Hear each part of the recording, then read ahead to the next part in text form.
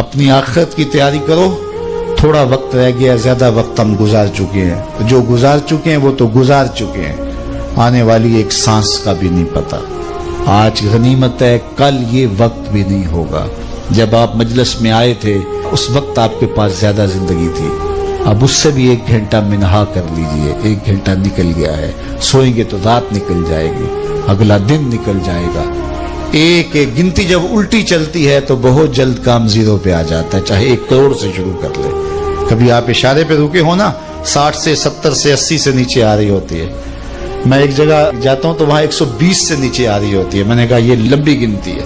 کوئی 120 کو پہنچتا ہے نا, کوئی 60 پہ چلا جاتا ہے, کوئی 65 پہ, کوئی 70 پہ, کوئی 45 پہ, 40 پہ. اور اگر کوئی 120 پہ چلا جائے تو سارے کیمرے والے آ جاتے ہیں, چینلز والے, کہ بابا جی آپ کی صحت کا راز. وہ کہتے ہیں میں لسی پیتا رہا ہوں. تو 120 پہ وہ گنتی پیچھے آ رہی تھی. میں نے کہا اچھا اس کو دیکھتے ہیں یہ نیچے آتی ہے کہ نہیں.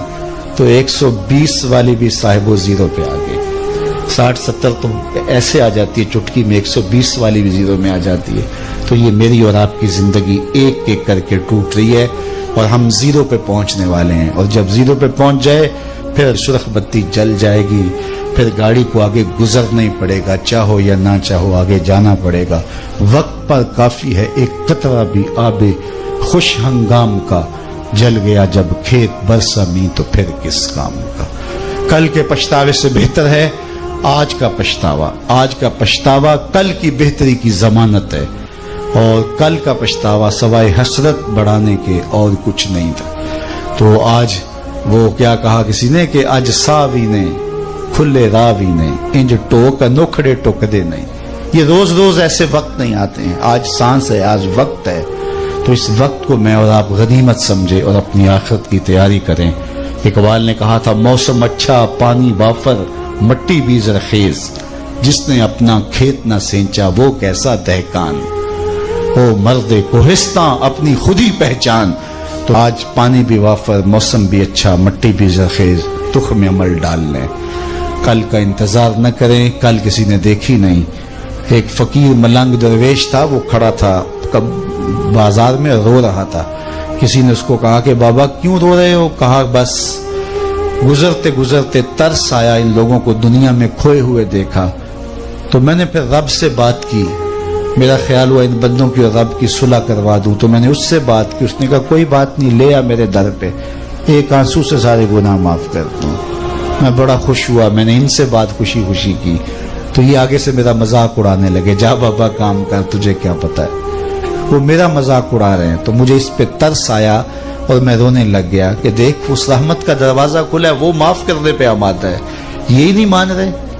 اگلے دن وہی بابا وہی فقیر قبرستان میں رو رہا تھا, اور وہی سوار وہاں سے گزرا, گاڑی روک کے پھر قبرستان میں چلا گیا. کہا بابا بازاروں میں بھی روتا ہے, قبرستانوں میں بھی روتا ہے, آج کیا ماجرا ہے؟ کہا ماجرا کل والا ہی ہے. کہا کیا مطلب؟ کہا ان سے مایوس ہو گیا تو آج ادھر نکل آیا, اور آج میرا خیال ہوا ان قبرستان والوں کی رب کی صلح کروا دوں. تو کہا پھر آج کیا بنا؟ کہا آج یہ مان رہے ہیں وہ نہیں مان رہا. تو آج وہ مان رہا ہے, کل وہ نہیں مانے گا. آئیے اس مختصر زندگی کو اللہ اس کے رسول کے نام پہ لگا دے. ہماری زندگی بڑی قیمتی ہے, ایک ایک سانس با مقصد ہونا چاہیے, لیکن ہم اپنے وقت کو کس آوارگی کے ساتھ, کس بے دردی کے ساتھ گزارتے ہیں. حضرت امام شافعی کہتے ہیں کہ میں نے فقیروں سے 2 باتیں بڑی پتے کی سنی اور انہوں نے مجھے بڑا نفع دیا. یہ بہت بڑے بزرگ ہونے کے باوجود, اتنے بڑے عالم اور فقیہ ہونے کے باوجود یہ درویشوں کی صحبت میں جا کے بیٹھتے تھے. حضرت امام احمد بن حنبل کو کسی نے دیکھا کہ حضرت بشر حافی کے پیچھے دوڑ رہے ہیں. تو کسی نے کہا اتنے بڑے امام ہو, اتنے بڑے فقیہ ہو, اس فقیر سے کیا ڈھونڈتے ہو, بشر حافی سے کیا تلاش کرتے ہو؟ تو حضرت امام احمد بن حنبل نے کہا کہ احمد بن حنبل جس رب کو مانتا ہے, بشر حافی اس رب کو جانتا بھی ہے. تو فقیروں کی باتیں بڑی پتے کی ہوتی ہیں. تو کہتے ہیں کہ فقیروں کی 2 باتوں نے, امام شافعی بولے, کہ مجھے بڑا فائدہ دیا. ایک تو یہ الوقت سیف قاطع, وقت کاٹ دینے والی تلوار ہے. اگر وقت کو تم کاٹو گے تو ٹھیک, ورنہ وقت تمہیں کاٹ دے گا. اب تمہاری مرضی ہے کہ وقت کے گھوڑے پہ تم سوار ہو کے اپنی مرضی سے وقت کو چلاؤ, یا پھر تم وقت کے رحم و کرم پہ ہو اور اس کی موجیں تمہیں جس سمت چاہیں بہا لے جائیں، اب تمہارا اختیار ہے کہ تم اپنا وقت کیسے گزارتے ہو۔ دوسری بات جس نے مجھے بڑا نفع دیا وہ یہ کہ اپنے آپ کو نیکی کے کاموں میں لگا دو، ورنہ نفس تمہیں برائی کے کاموں میں مشغول کرتے ہیں۔ اپنے ارد گرد تانا بانا ایسا بن لو، اپنے حالات ایسے بنا لو، اپنی دوستیاں ایسی وضع کر لو کہ تم نیکی کے ماحول میں رہو، ورنہ شیطان برائی کے اندر مبتلا کرنے میں دیر نہیں کرے گا اور نفس تمہیں جو ہے وہ شر میں مبتلا کر دے گا۔ تو فرمایا کہ کسی شخص کے اسلام کا حسن یہ ہے کہ وہ بے مقصد کاموں کو چھوڑ دے۔ ہم تو بعض اوقات بیٹھتے ہیں تو گھنٹوں بے مقصد بیٹھے رہتے ہیں اور قیمتی سے قیمتی وقت ضائع کرتے ہیں۔ حضرت اویس کرنی رضی اللہ تعالیٰ عنہ کو حضرت عمر رضی اللہ تعالیٰ عنہ اور حضرت علی المرتضیٰ رضی اللہ تعالیٰ عنہ ملنے گئے، حضور کا سلام دیا، حضور کا پیغام دیا، اللہ اکبر۔ تو ویسے کرنی تو تڑپ گئے نا، چشمان سے آنسو ہیں اور بار بار پوچھتی ہیں میرے حضور کے لبوں پہ میرا نام کیسے آیا تھا۔ حضور نے کہا تھا نا کوئی اویس بن عامر کو ملے اور میرا سلام دے اور اس سے کہے کہ میری امت کی بخشش کی دعا کرے، اللہ اکبر۔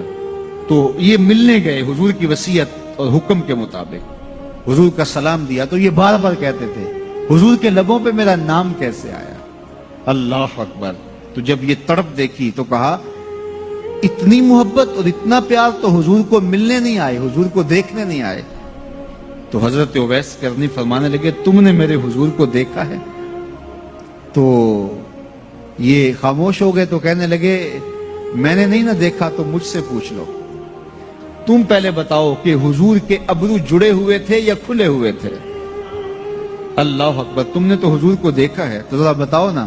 پھر خود ہی فرمانے لگے جس نے نہیں دیکھا اس سے پوچھ لو۔ کہا کوئی قریب سے دیکھتا تو کھلے ہوئے نظر آتے، دور سے دیکھتا تو جڑے ہوئے نظر آتے۔ معلوم ہوا کہ حضور کی قربت میں ہی رہے ہیں اگرچہ بظاہر دور رہے ہیں۔ تو یہ اتنے جلیل القدر صحابی ملنے گئے، کچھ دیر باتیں کی، اس کے بعد حضرت اویس کرنی نے ہاتھ بڑھا دیے، کہا اچھا آپ نے بھی آخرت کی تیاری کرنی ہوگی، میں نے بھی کرنی، اچھا حشر کو ملیں گے۔ اللہ اکبر۔ تو وقت بہت قیمتی ہے، کسی کے اسلام کا حسن یہ ہے کہ وہ بے مقصد کاموں کو ترک کر دے۔